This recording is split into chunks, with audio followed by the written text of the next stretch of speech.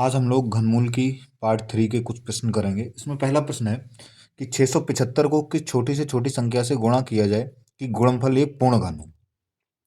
675 को हम किस छोटी छोटी संख्या से गुणा करें कि प्राप्त गुणनफल जो हो वो क्या हो, एक पूर्ण घन हो। पूर्ण घन तभी होगा जब उसके हम फैक्टर करेंगे और वो पेयर बन जाएंगे, तीन तीन के जोड़े में क्या बन जाए, तीन तीन के जोड़े बन जाएंगे, तो वो हमारा पूर्ण घन कहलाएगा। कैसे? जैसे 675 है, इसके हम अभाज्य गुणनखंड करेंगे तो 675 को हम सबसे पहले 3 से भाग करेंगे तो ये आ जाएगा 3 दूनी 6, एक बचा। सही है, 3 दूनी 6 हो गया ये।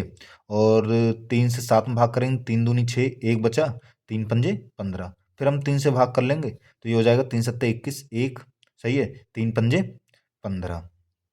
फिर हम क्या करेंगे, फिर से 3 से भाग हो जाएगा, 3 दूनी 6, 7 एक, 3 पंजे 15। फिर 5 से भाग हो जाएगा, ये हो जाएगा 5 पंजे 25 और ये क्या आ जाएगा 5 एकम 5।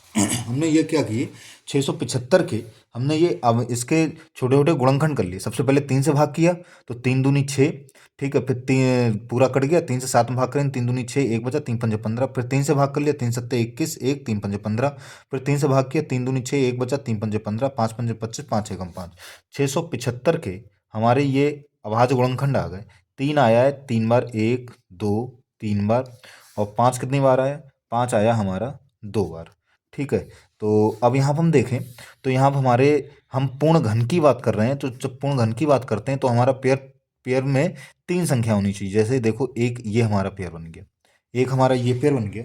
अब यहाँ देखें, ये पेयर नहीं बना क्योंकि इसमें 2 संख्या है, इसमें 3 संख्या होनी चाहिए। तो हमारे लिए इसमें किससे हम गुणा कर दें, हम किससे गुणा करें कि इसका पेयर बन जाए, तो हम इसको हम काय से गुणा कर दें, 5 से गुणा कर दें। जैसे ही हम 5 से गुणा करेंगे इसका जोड़ा बन जाएगा, और जैसे ही इसका जोड़ा बनेगा तो ये जोड़ा बनेगा तो ये क्या हो जाएगी, पूर्ण घन हो जाएगा।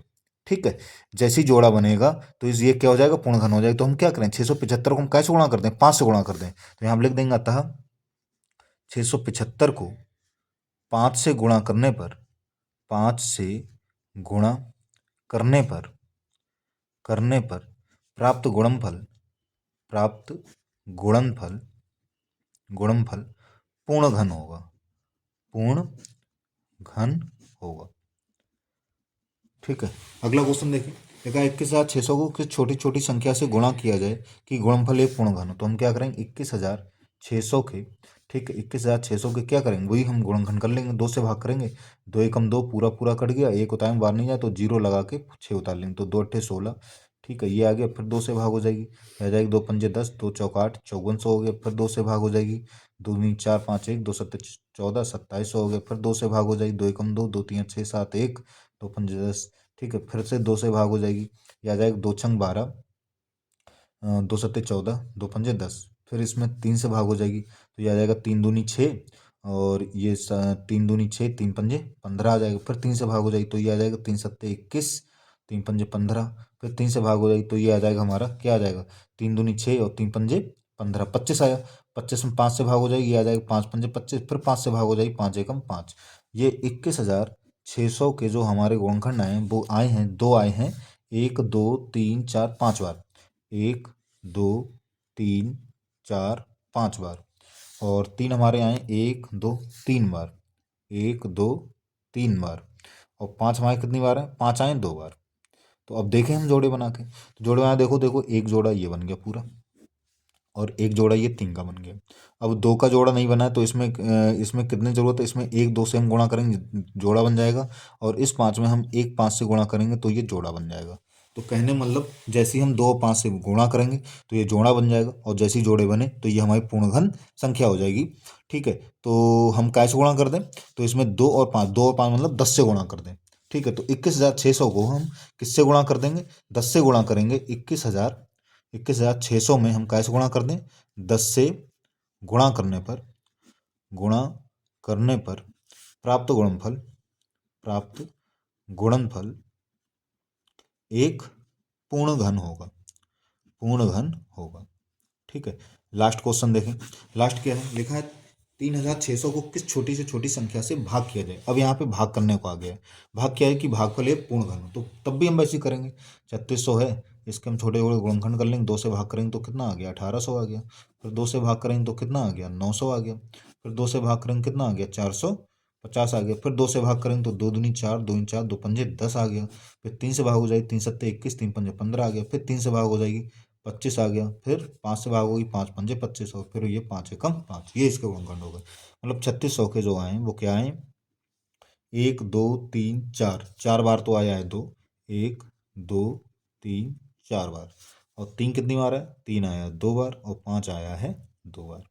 अब इसमें हमें भाग करना है, तो वही हम पेयर बना के देखें। देखो एक ये पेयर बन गया, ठीक है, ये तो जोड़ा बन गया। उसके बाद देखें, ना 2 का जोड़ा बन रहा है, ना 3 का जोड़ा बन रहा है, ना 5 जोड़ा बन रहा है। अब यहाँ पे हमें गुणा गुणा नहीं करनी, हमें यहाँ पे क्या करना है, हमें यहाँ पे भाग करना है। तो क्या करें, तो ये जितना इतने जोड़ा बन गया, ये इतना फालतू बचा है यहाँ। तो ये जितना यहाँ पे ये फालतू बचा है, इसको यहाँ से हटाओ।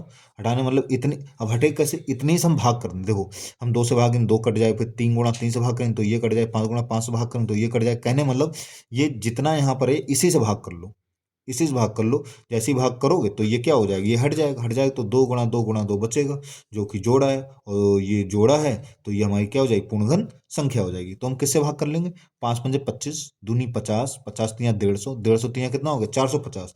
मतलब हम 3600 को किससे, 450 से क्या करते हैं, भाग करते हैं। हमें भाग करने को कहा है, सही है। 3600 को हम 450 से भाग करने पर प्राप्त भागफल, भागफल क्या होगा, पूर्ण घन होगा, पूर्ण घन होगा।